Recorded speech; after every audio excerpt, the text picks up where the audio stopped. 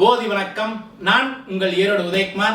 2026 கும்பராசி நண்பர்களுக்கு என்ன பலன் இருக்கு அப்படிங்கறத பொது பலனா சிறு குறிப்பா தெளிவான விஷயமா பார்ப்போமே. சரி, இந்த 2026ல கும்பராசி நண்பர்களுக்கு என்ன பலன்கள் இருக்குங்கிறத பேசுவோம்.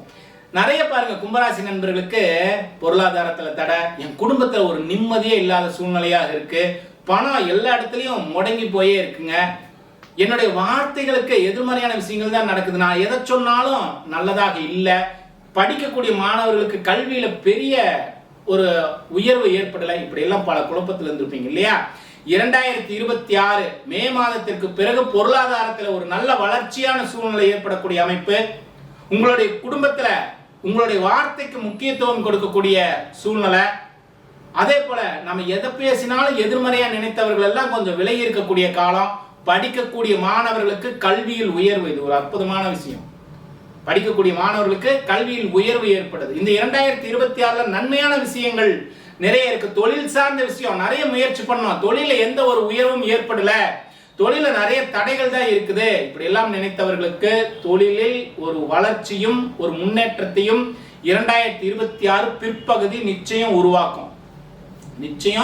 உருவாக்கும். சிறு சிறு செலவுகள் நடந்தாலும் சுப செலவுகளாக முதலீடுக்குண்டான காலகட்டமாக அமையும்னா இது மிகையான வார்த்தை இல்லை. நீங்க நிறைய முதலீடு வச்சுக்கலாம், நகையில முதலீடு செய்யலாம், அதே போல இடத்துல முதலீடு செய்யலாம், தொழிலுக்கு தேவையான இயந்திரங்கள்ல முதலீடு செய்யலாம்.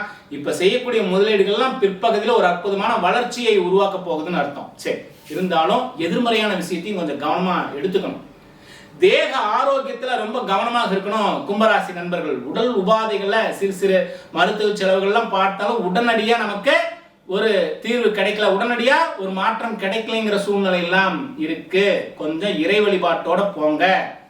கணவன் மனைவி கொஞ்சம் இணக்கமா இருக்கணும், கருத்து வேறுபாடுகள் இல்லாம கணவன் மனைவி ரொம்ப இணக்கமா இருங்க. புதிய நண்பர்களுடைய உறவு ரொம்ப கவனமா நண்பர்களை தேர்ந்தெடுத்து அவர்களோட தொடர்ந்து போங்க. புதிய நபர்களுடைய வருகை அவ்வளவு சிறப்பா இருக்காது. சரி, இறைவனுடைய அனுகிரகம் எல்லோருக்கும் வேணும். அதே போல கும்பராசி நண்பர்களுக்கு அருகில் இருக்கக்கூடிய நவ கிரகத்துக்கு வழிபாடு செய்யுங்க, பைரவர் கோவில்ல வழிபாடு செய்யுங்க. உங்களுக்கு மனம் எந்த இடத்துல ஒருநிலைப்படுதோ அந்த கோவிலுக்கு போங்க, அந்த இடத்துல ஒரு தீபம் இடுங்க, நெய் தீபம் இட்டு கண்களை இமைக்காத ஒரு 10 நிமிடம் அந்த தீபத்தை கவனிச்சுட்டு கோவில்ல சுவாமியை வழிபாடு பண்ணுங்க.